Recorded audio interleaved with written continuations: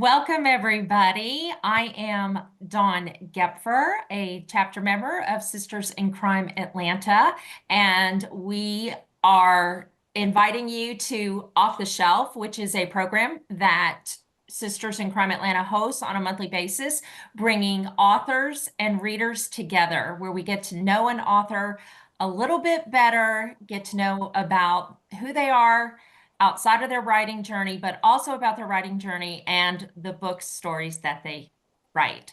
So, as I mentioned, we are the Atlanta chapter of Sisters in Crime, which is a national organization. It was founded almost 40 years ago in 1986, which is kind of shocking to realize 1986 was almost 40 years ago. Was founded for the purpose of promoting the ongoing advancement and recognition and professional development of women crime writers. Today, the organization is no longer restricted to just women. It is quite diverse, and they have over 5,000 members and 60 chapters across the United States, Canada, and Europe. So this morning, our guest is an author, an editor, an educator, and an entrepreneur. Tenesha Curtis, she has been said, I read this in one of her online bios, that she has been a lover of the dark, the disturbing, and the deviant since childhood. And I am really looking forward to hearing a little bit more about that. She has a master's in addiction psychotherapy, and she worked in the mental health industry for over a decade. And now she is the founder and president of Writerwerx University. And in addition to that, she is also our newly appointed president of the Sisters in Crime Atlanta chapter. We are very happy to have her with us. Are very happy to have her leading the charge. And we're also very happy to have her today as our guest author on Off the Shelf, the kickoff of our 5th year. So welcome, Tenesha. Thank you, Dawn. Thank you.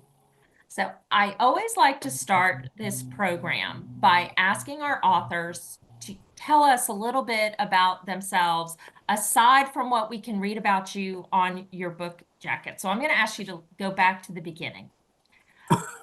Tell us about your childhood. Okay. Well, I grew up in Louisville, Kentucky, Derby City. Um, I've always been a writery, bookish kind of girl.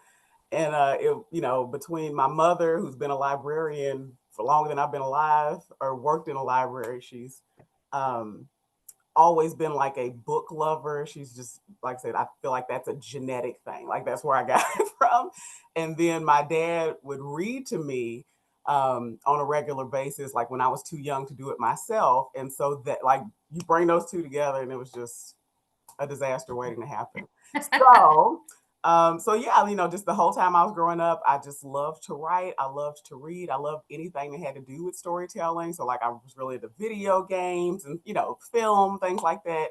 So yeah, when I was in high school, I took a sociology course that was offered. I'd always been kind of fascinated, there are people in my family who had struggled with addiction. So I'd always been kind of fascinated by that. Like, okay, well, what is that about? What would make you do things that, you know, obviously are painful, right? Obviously are causing problems, and then do it repeatedly. So whenever I don't understand something, I tend to kind of get fixated on it. So I took this sociology course, and I feel like it answered, or I kind of started to peel back the layers of that situation. And so then I ended up getting my bachelor's degree in sociology as well. And then, I got the master's degree and specialized in addictions therapy, and I was kind of off and running. So that I went all the way through college. You want more than that, or is that good? No, that is good. That's excellent because it tells us, but I do want to hear a little bit because you worked in the mental health industry for a decade. And so I would like to hear about, and correct me if I'm wrong, you no longer work as a psychotherapist. Right. No, no, no. Okay. I'm So full time books. yeah, so somewhere along the way, your life course changed. But before Yep. we get there, I was negligent in mentioning to our audience, please feel free to participate. Feel free to Mhm. ask a question, raise your hand, speak up. This is a free-for-all conversation. I do Interactive. not Yeah. want to, yes, very interactive. I don't want to dominate the conversation. So feel free to chime in and participate. Or if you don't, if you want to ask a question, but you're not comfortable asking, you can put it in the chat and one of us we're keeping an eye on it, and one of us will will catch it and ask it for you. So, all right. Now tell us the rest. Oh, okay. Yeah, Well, did you back to finish your Tanisha. question? I want to make sure.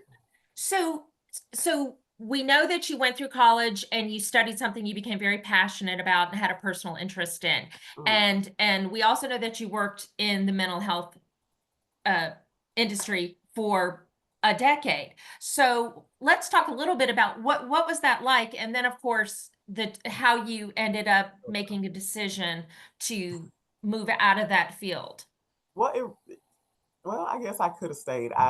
But it was more of a pushing out. It wasn't so much that I just was like, I don't want to do this anymore.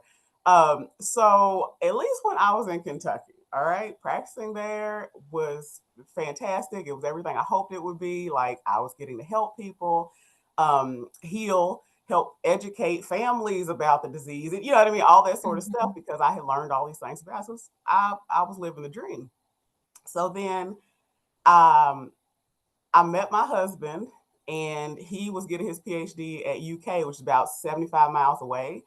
And we obviously, everything went well and got married and everything. But he had a really hard time finding a job in Kentucky, which I thought was bizarre, right? Yeah, With a PhD in biochemistry, I figured, oh, somebody will snatch you up, really fast. yeah. Went a full year, and I mean, that's literally all he was doing all day was just applying for jobs, just hundreds of rejections. It was frustrating. So I was like, so listen, is there somewhere else you think we could go, and maybe you would have a little more luck? Because I mean, there are people struggling with addiction everywhere. I'll be fine, right? But obviously this has been really hard. So like, what do you think? So we looked at some different places, and he said Atlanta. He got his master's, one of his master's degrees here in Atlanta. And so he was like, well, we could, go back. I'm like, hey, I'm open. You know what I mean? So that's how we ended up in Atlanta. Fine. Okay. The very first job I got as a therapist down here maybe lasted 4 months. And I didn't get told that the place was being shut down Oh, except after it had happened and via text message. And it's like, oh my gosh, okay, that's what is this?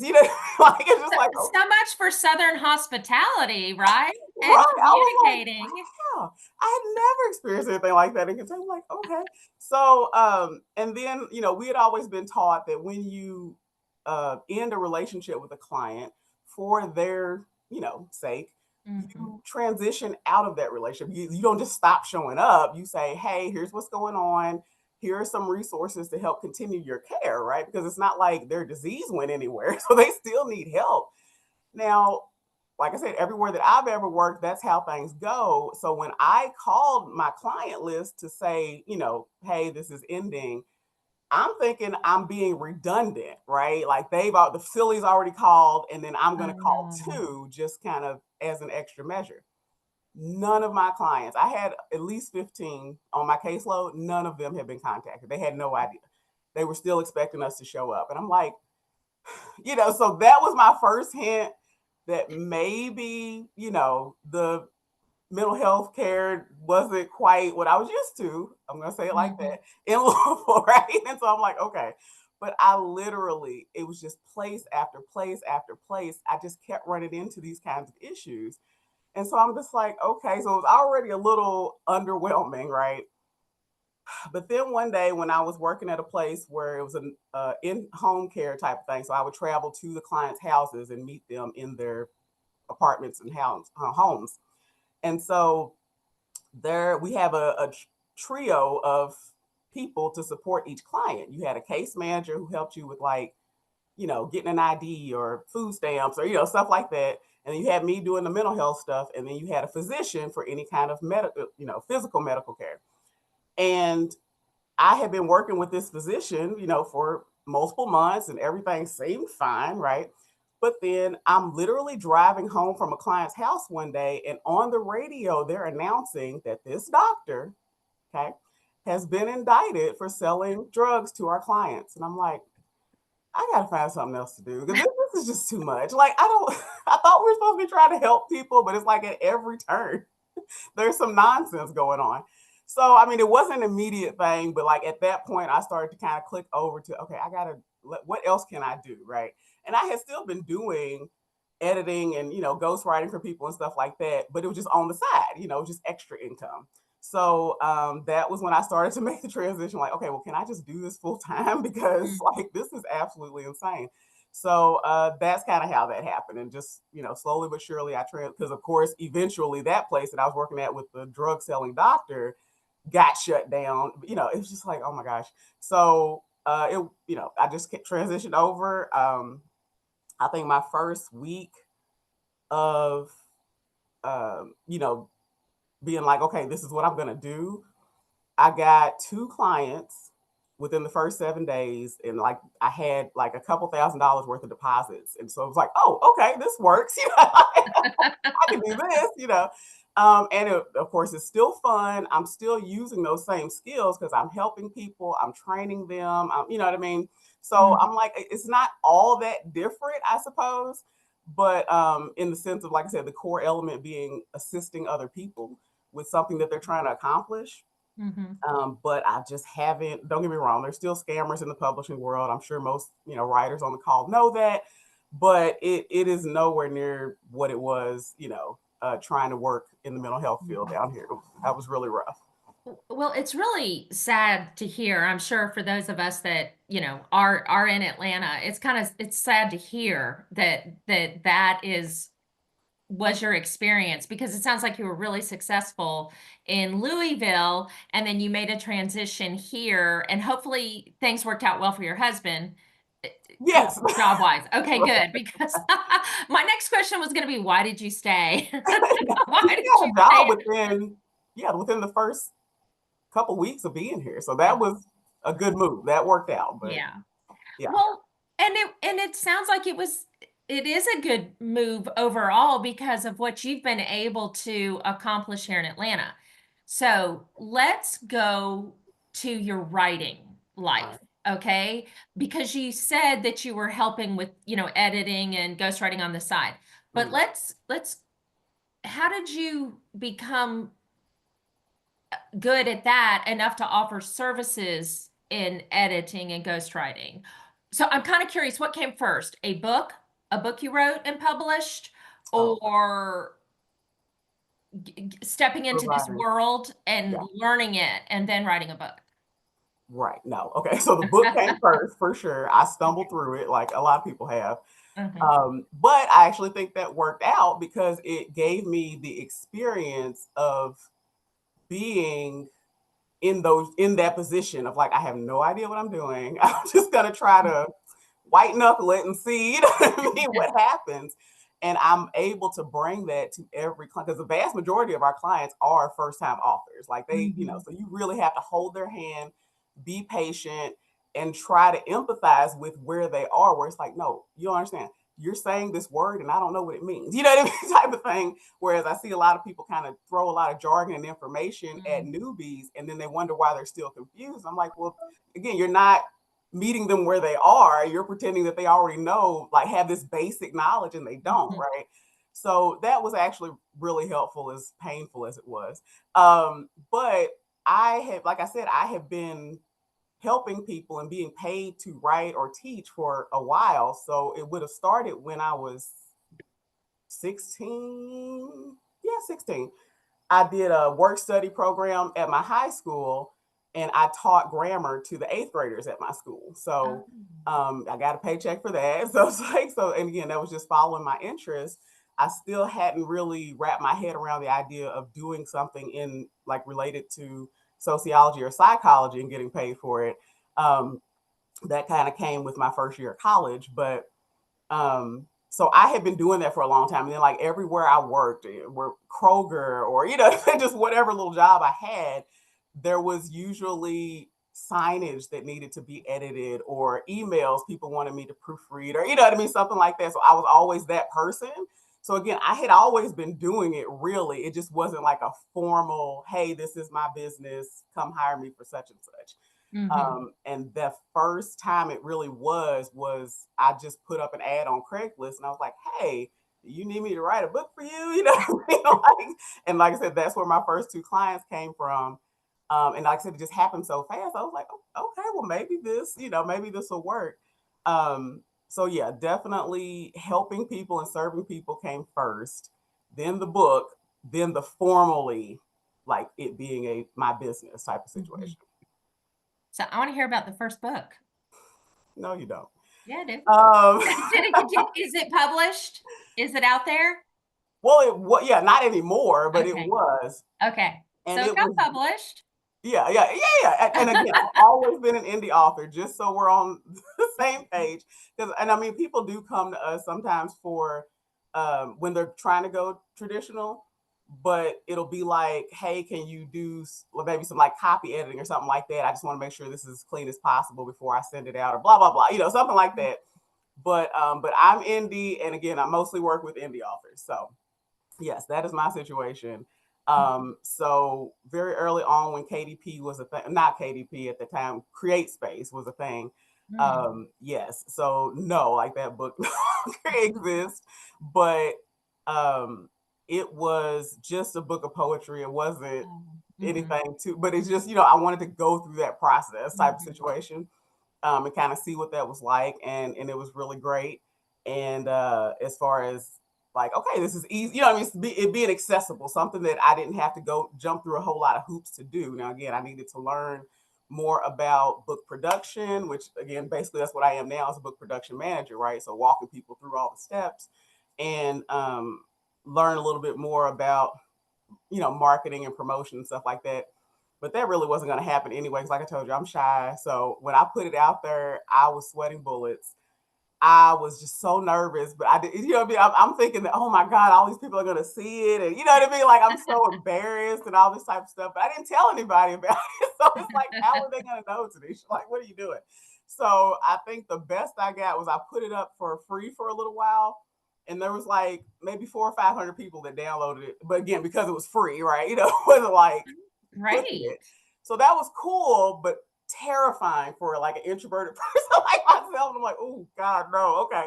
So that's kind of how that went. But Does anybody else question Tenesha calling herself introverted and shy? oh my Am I God, the only one questioning that? She that is does not ridiculous. come across as introverted or shy to me at all. So, Oh, Well, um, she can be very shy but project well, this winning and outgoing personality winning and as a role that she plays when she's on. exactly. well, she does it very, very well. Very Well, well. thank you. Yes, nailed it. Okay, so that was your first book. And I also read that you have multiple books, and some are stories or, crafted fiction, and others are books on how to do what you do, like your expertise now. So tell us about how many books do you have out, including those that aren't necessarily available anymore, but you've written, and tell us just a little bit specifically about any of the stories. And if there's any that are like that, what was it, dark and deviant and disturbing? That Okay. explanation, like which books will we Well, find that Tenesha in? right. I think right now that would mostly be the flash fiction that I've done. Because the only reason I did, because I've always struggled with short fiction. Like I will write you an epic length novel all day long, but if you're like, all right, you got 50 words, I just have a heart attack. So I pushed myself to go ahead and try it because the Atlanta Writers Club does that 50-word contest every month, and so I was like, you know what, I'm gonna start doing that. So I went and did my first one, and I forgot what the hunger. Hunger was the prompt. Okay. Mm. And so I wrote something out and I turned it in. And lo and behold, I won. And I was like, well, all right. What I mean? That's cool. But it was basically a little horror short about a vampire that was about to eat the last human and how he kind of saved his own life, right? And so it's that stuff is when I think about, yeah, mostly that's like horror. It's dark, it's gory. So it just seems like if I have a very limited amount of time, I seem to gravitate toward, like gross stuff, which is wonderful for me. If you don't like that, stay away from my flash fiction. You'll be fine. So, and then as far as, so there's a little bit of that with the flash fiction. And then my most recent is actually a romance novella. Also, it's a personal challenge to myself, to write a book where there was no gore, where no one's being maimed, no one's being psychologically harmed. And when I tell you it was excruciating, like it was like, oh my God, like this is really hard for me. But even as a kid, right, like I loved horror films. I love, what I mean? I just liked that sort of stuff. And so I had all these VHS tapes of, like Child's Play and, what I mean, Candyman and all that sort of stuff. And my dad he was like, you would wear them out. I'd have to buy another one because you would just watch them over and over and over again.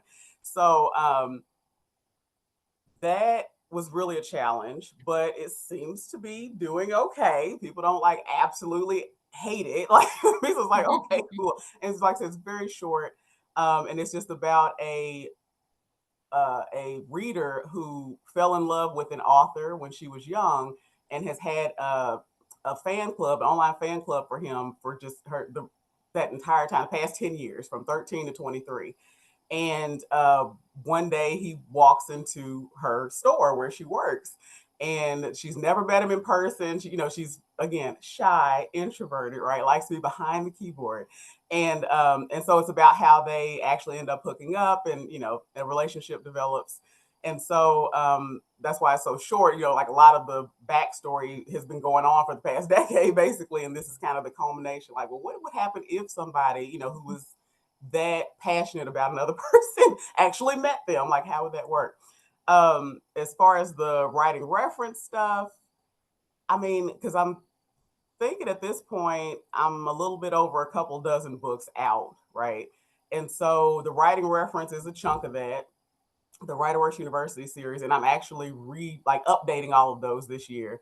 So intro to indie publishing, book outlining basics, self-revision fundamentals, just stuff where, like I said, for me, it would have been really helpful if I'd had it when I first started out.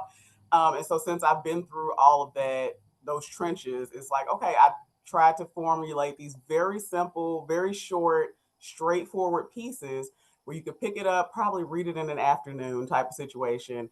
And if you do everything inside of it, you'll have this result at the end that you can use to move on to the next step. So book outlining basics, you'll end with a book outline that you can use to start writing.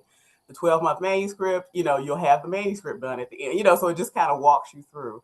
And right now I'm actually working on a workbook that puts all of that together so that you can literally just go step by step, start with an idea and end with a published piece and an audience to actually sell it to is the goal.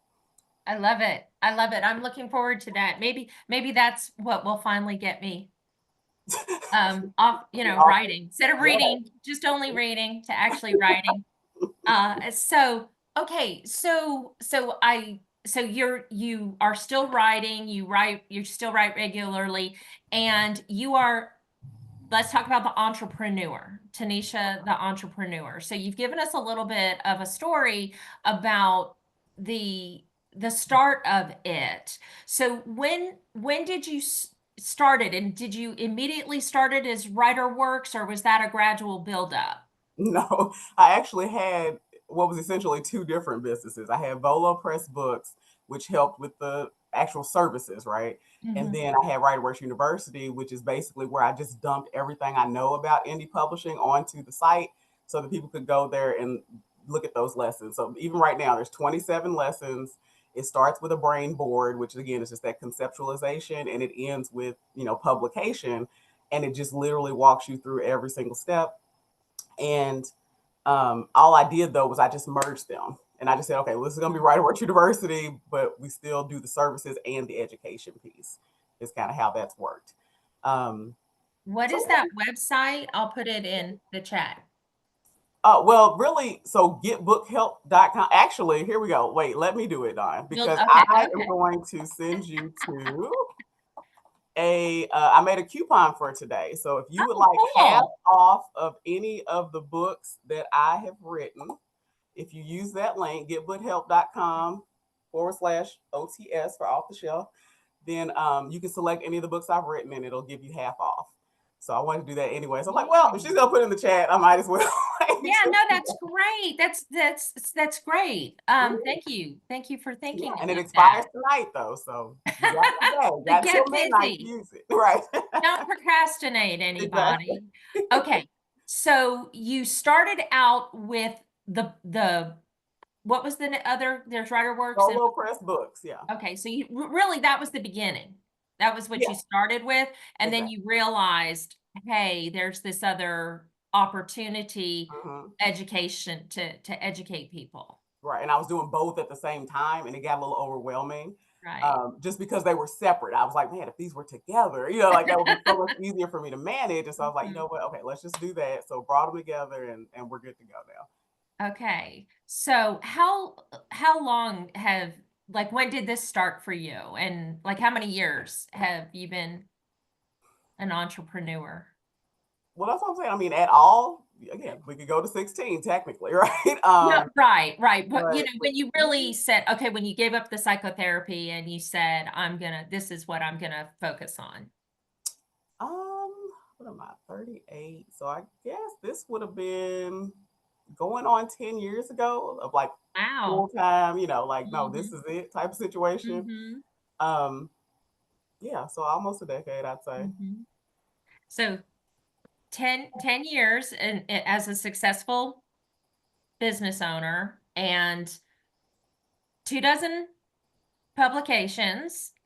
Or so, I'd have to Or count. But yeah. so, yeah. I mean, like that's really impressive. Like, and I think for me, I know that that's what's made me so fascinated with you because I really wanted to hear all of this, like how you know, transitioned your career and you got started and how, and the fact that you help authors, you get them off, you know, get them going with their writing.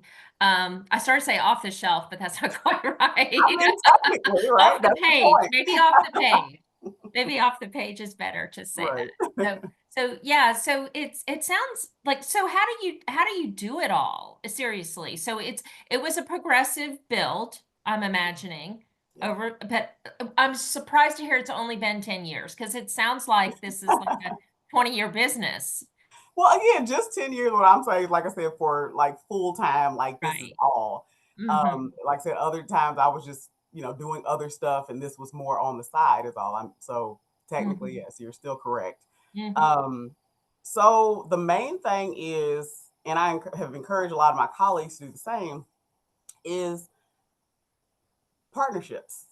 That is really what makes it even possible just to help people to this degree. Now, don't get me wrong, there are some people out there, I call them Swiss Army editors, where they're like, oh, I can do copy editing and I can do proofreading, I can do line editing, I can do developmental editing, you know, I can do this, I'll do whatever you want me to do, you know. And that is fine. My experience has just been that it's kind of like with my own manuscript. If I'm the only one looking at this, there's going to be so much that is missed just because I don't have any outside perspective at all, right? So I just carry that over. If this is how I would treat myself in my own manuscript, I don't want to treat yours that way.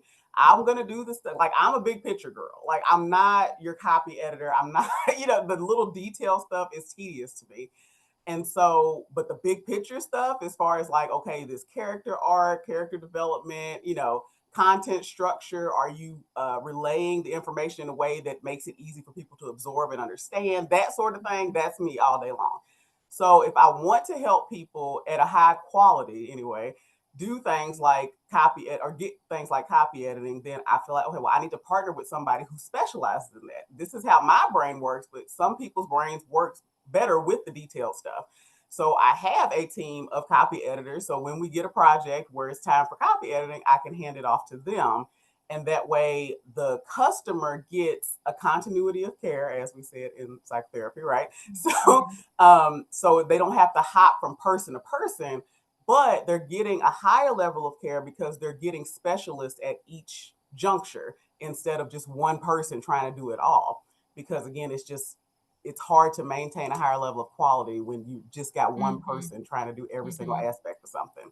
So that's really been the big thing. So I'm partnered with illustrators for illustrations, cover design, stuff like that. I partner with copy editors. And that way I don't have to try to do it all, and I can offer higher quality services. So that's really been the key.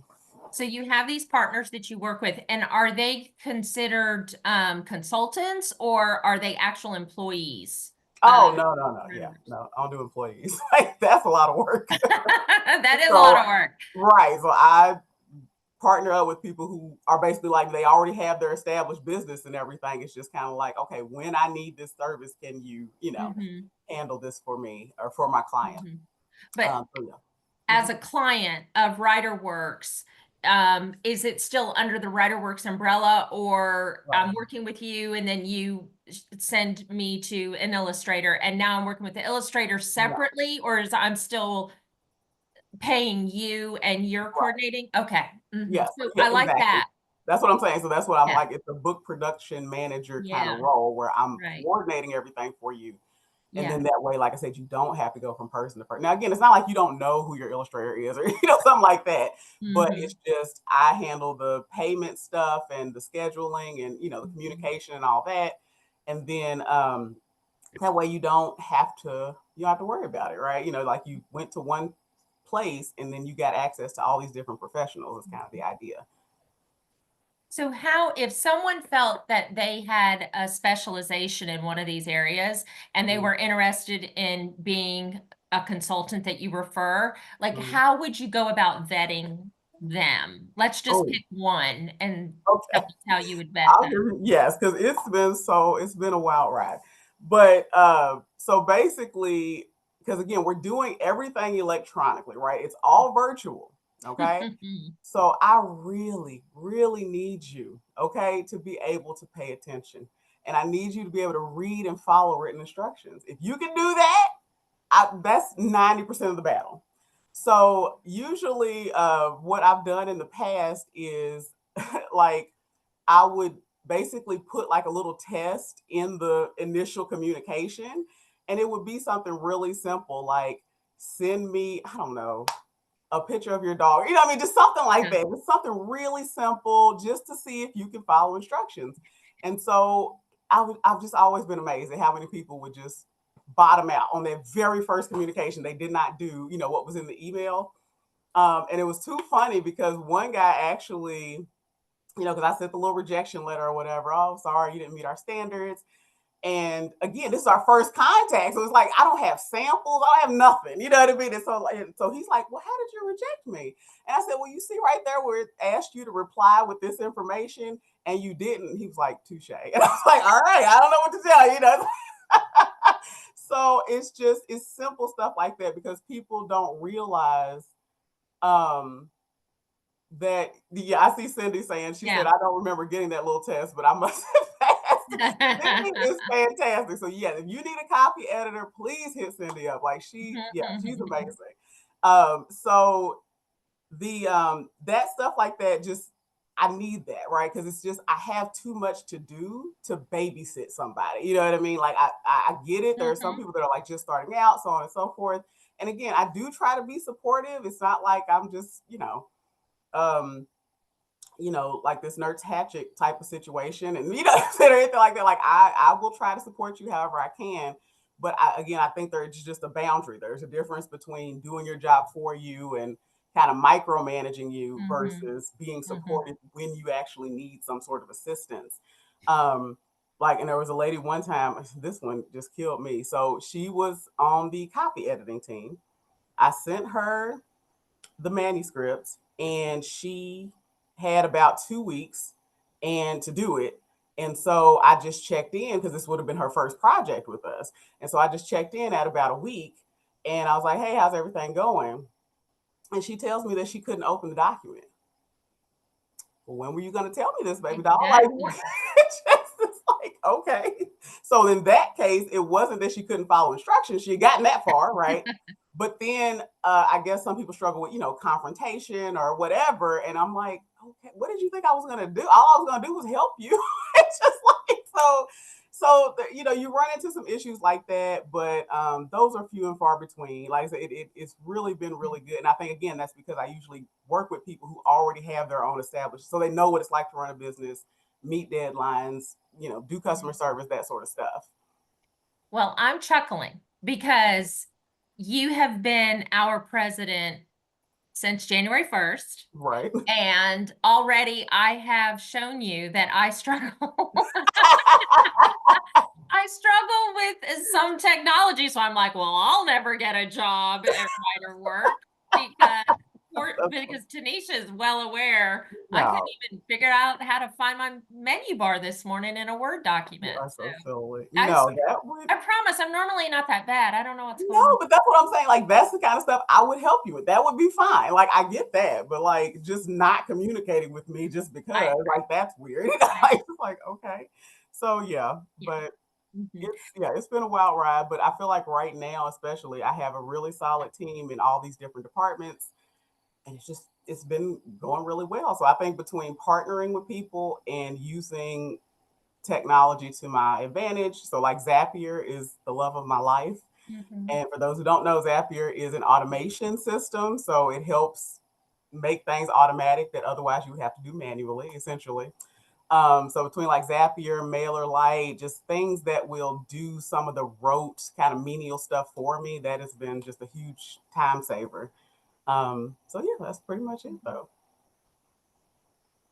So now I'm curious because you've kind of alluded to this a little bit, and I think it may have been unintentional, it's just part of the conversation, but it does seem like your background in psychotherapy is actually very helpful in running your business and working with your clients. So managing your consultants, but also working with your clients is super helpful. And I wonder sometimes because I've run into situations where some other editors it's just the way that they've treated people has been just pretty horrendous. You know what I mean? I'm just like, what are you doing? Like, it's just like, that's weird. So an example, I had a lady who came to me and she was so excited about her children's book, right? Now, I usually tell people to do it the other way around. I say, okay, get your copy and your story set, right? And then go commission illustrations. Because then if anything changes in the story, you may have to edit the illustrations, which costs money, take time, all that stuff. So just get the copy ready first and then go commission the illustration. That tends to make things easier. So she had done it the other way around. Okay, fine. So she came to me with illustrations and now she was coming for text-based, help. And I'm like, okay, cool. So I go looking through the illustrations, trying to see how we're going to format everything. And I'm like, okay, these illustrations are a little off. Did you notice, right? And I gave her a list. And so I'm like, well, it was about a grandmother and her granddaughter, and her granddaughter was a different height in every single panel. It was like, what? Like one time she'd be at grandma's shoulder, then she was taller, then she was at her knee. And I'm like, what is this? On another, like the second page, I think grandma had 6 fingers on one hand just for no reason, right? I mean, it was just very odd. I was like, but again, new authors, her first book, she's really excited, right? And so she's just like, hey, the illustrations are done. But if she had stopped and looked at these things, she would have been, to go back and be like, hey, can you fix this stuff? So I mean, again, this is my job. I'm just like, well, ethically, I feel compelled to tell her that I see these things and just to make her aware. And so I let her know. I sent her, because it was a pretty long list. I sent her a list of all the, graphic issues that I saw. And I said, my recommendation is that you go back to the illustrator and ask that these things be remedied. And she's like, okay. And she went back and she showed me the response that this lady sent. And it was like, okay. She basically said that I was an idiot because I'm an editor and not an artist, so I don't know what I'm talking about. I'm like, baby, I know that most humans don't have 6 fingers on one hand. What do you mean? This has nothing to do with my opinion. Like this is just basic human anatomy. I also know that human beings don't change height all throughout the day. That I don't. What? I mean, it was just wild. But again, it sounded just defensive because it didn't make any sense, right? So, and basically that she wasn't going to make any changes because the lady had already approved and paid and all that jazz. And I told her that was a possibility. Like she could say, you know what, tough luck, and call it a day. And then she did say she would fix the 6 finger situation, which all right, that's something. But like I said, the email was just so rude, and just so nasty, and it was just like, okay. So I literally just had a session with her, right, where I was like, so what do you got going on? Like, I'll listen, because this sounds frustrating. And, she just kind of let that all out. And I feel like we were good afterwards because I was like, I would be livid if somebody, talked to me like that.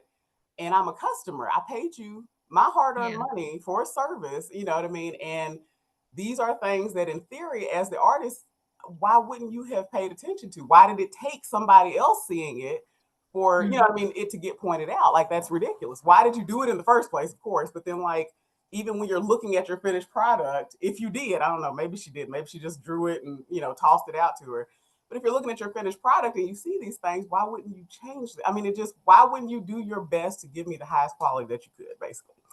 And so, yeah, situations like that. I had another guy who did a very short memoir about abuse that he had gone through as a child. And again, this has happened before with memoirs, because a lot of time I've noticed when people are writing them, there's a pattern of them writing them semi-therapeutically, right, for themselves, but they also feel like they want to get their story out there to help other people because they heard someone's story and that's what helped them feel supported, and you know what I mean. And so that's what they're trying to do. But then what would happen is when they get to the trauma, they kind of gloss over it, and it's like, well, you know what I mean? I'm like, I get the urge, don't get me wrong, but it's just that probably isn't going to be as impactful and helpful as you really getting into the nitty gritty of what you went through, that pain, and just literally the technical things that happen. And so I remember, I mean, he ended up in tears on the phone when I told him, I was like, well, I'm not going to say you have to because I know this hurts. I know this is painful.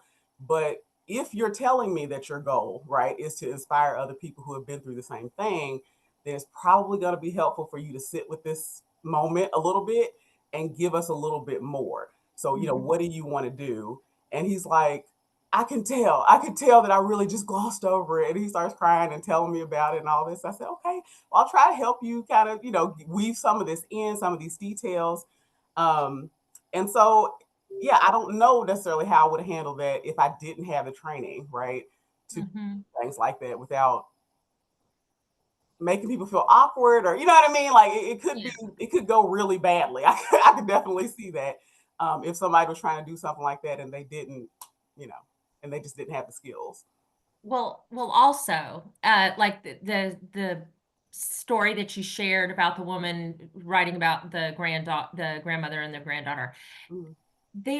This is her baby, like this, regardless if it's a memoir with trauma or it's a story of your pet fish, this is something that you took from you and you put it out there, so there's a sensitivity around it. Yes, yes. And for you to do what you do and be successful, there's a delicate balance in how you help someone think through that, because to them it's like, this is it, this is perfect, and it doesn't need to be changed, it doesn't need to be modified. I wrote it and this is what it's supposed to be. And then you're like, let's talk about this a little bit, and you have that skill set, thankfully, to really help people. Yeah, I try. And again, I think too, so I remember I did a presentation at the Editorial Freelance Association conference a couple years ago at this point, I guess. And it was really fun. I was doing the book outline and basics presentation, right, for editors, and basically talking to them about how they could add this as kind of an extra revenue stream. Like, okay, especially if you're a developmental editor, you work with big structures anyway. So if you help people with outlining services, that's just, why not? You know what I mean? So, so I'm explaining all of this.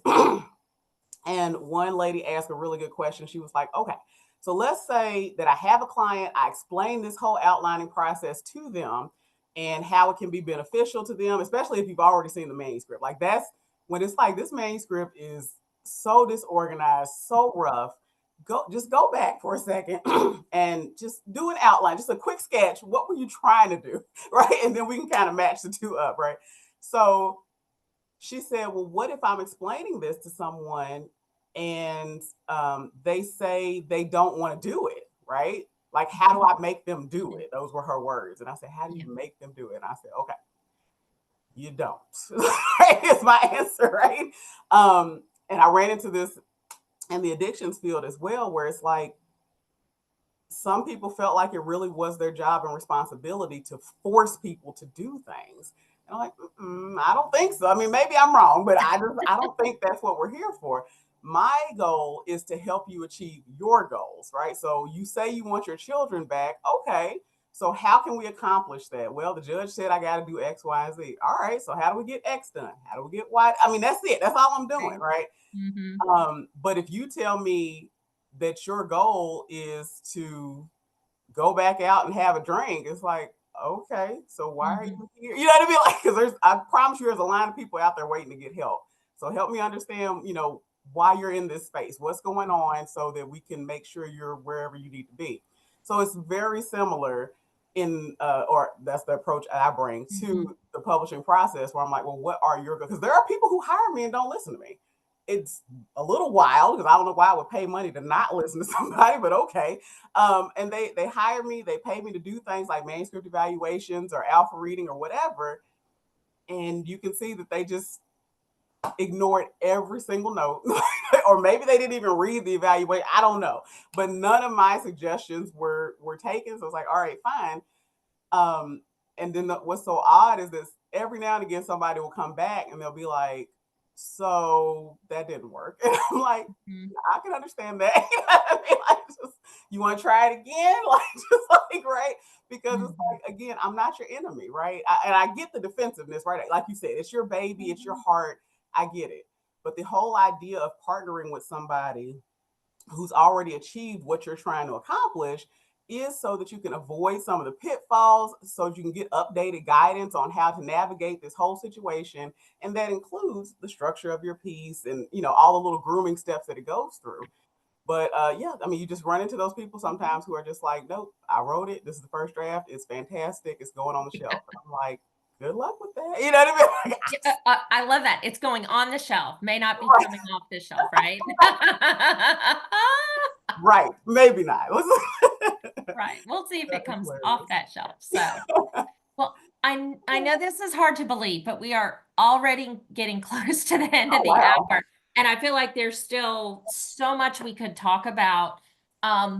So let's just kind of, segue into, wrapping it up. And I think for me, one of my biggest questions for you would be, as a writer, where do I start with you, as far as either getting hiring you on, or starting with one of your books? And if it's a book, which book is the first one in the Tenesha L. Curtis catalog that I should start with? Well, again, I'm going through the process, like I said, of updating a lot of my catalog. So just go ahead and get the Christmas proof. Totally fine. I mean, if you're in the romance, right? Okay. If you're a writer and you're trying to, be an indie author, of course, start with Intro to Indie Publishing, right? And that's available as an audiobook as well. And again, on the site, so use, that link, and you can get it for half off. But yeah, so those will be the two. So for, Intro to Indie Publishing, the Christmas proof, and then just keep an eye on me. And then that way, you'll see when I put out new stuff, and you can kind of follow along, and of course, let me know what you think. And yeah, because you can sign up for a newsletter to subscribe to a newsletter, and at at the getbookhelp.com is the Yeah. Writerwerx University. And so that's I did that, and so I get your notices. The Yeah. workbook that you're working on, that's going to be like a cradle to grave, Right. right? That's the And goal. and so so I'm thinking, oh well, maybe that's the one I wait for, for that to come. Good. Yeah, So I mean, don't get me wrong. The lessons that are on the website, it's mhm, essentially the same thing. This will slow down a little bit and be a little more in depth because it'll give you mhm, space to actually write down, mhm, answers to these questions and things like that and kind of work things out. But it's the same mhm. essential idea where it's just like, okay, how do I go from step 1 to step 27 and Okay. repeat that for each book? So is that a subscription service to get those lessons? No, Cool. yeah. Cool. You heard So it here.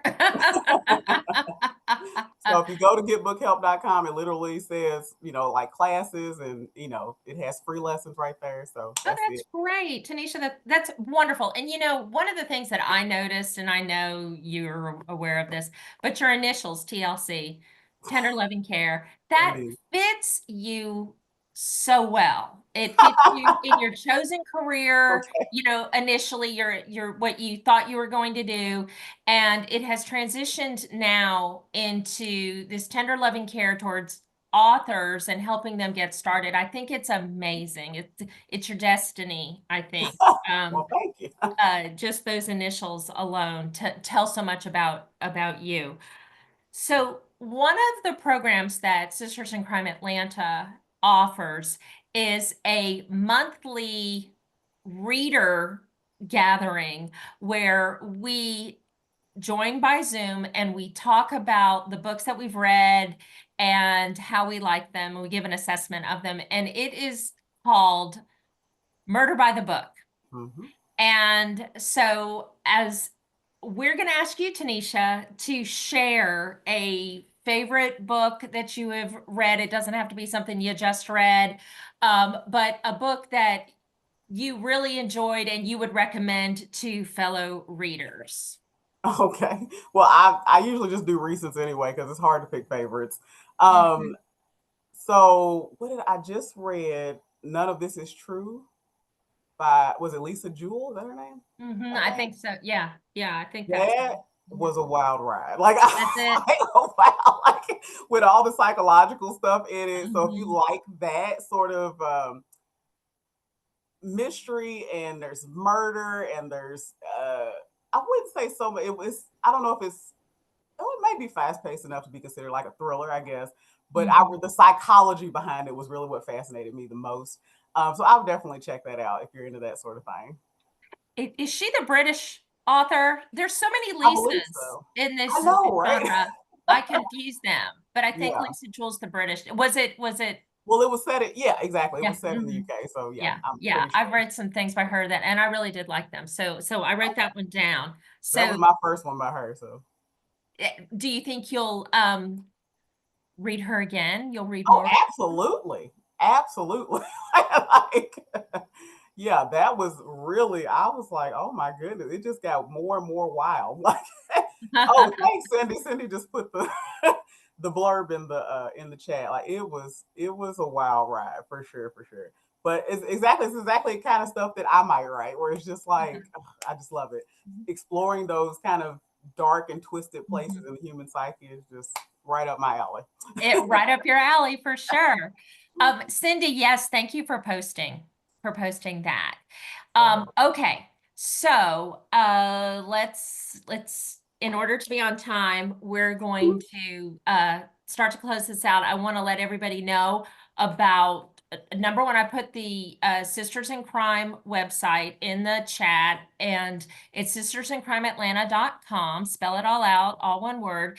And that's where you can get more information on our chapter and joining us. You'll also, under the events, is our calendar of what's coming up, but I'll do a quick run through of some things that are on the horizon. And also more information on Off the Shelf. If you are an author and you write in the mystery, crime suspense genre and you have a recent publication, you can get my information off our page, the off-shelf tab of our website, and let's talk about getting you on the program. So I had already mentioned that Murder by the Book is a monthly program. It is the first Saturday of every month, and it will be next Saturday already.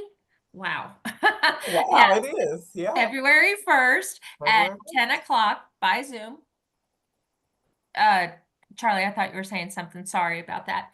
And then our chapter meeting is Saturday the 8th, February 8th. Is this a hybrid, Tenesha, It or? should be. That's my Okay. understanding. Okay, so it's gonna be a hybrid. If you're not local and you can't attend at the DeKalb County Public Library in Decatur, you are more than welcome to join us by Zoom. Again, links will be posted. We put everything on Facebook as well as our website. If you are not a member of the Sisters in Crime chapter, you are able to attend 2 of our chapter meetings as a guest. After that, we hope you like us enough to join us as a member. And our presenter for the February chapter is going to be Cassandra. I am going to butcher her last name. I apologize. Cassandra Shansman. She's an Atlanta-based DEA prosecutor, and I think that's going to be very, very interesting conversation with her.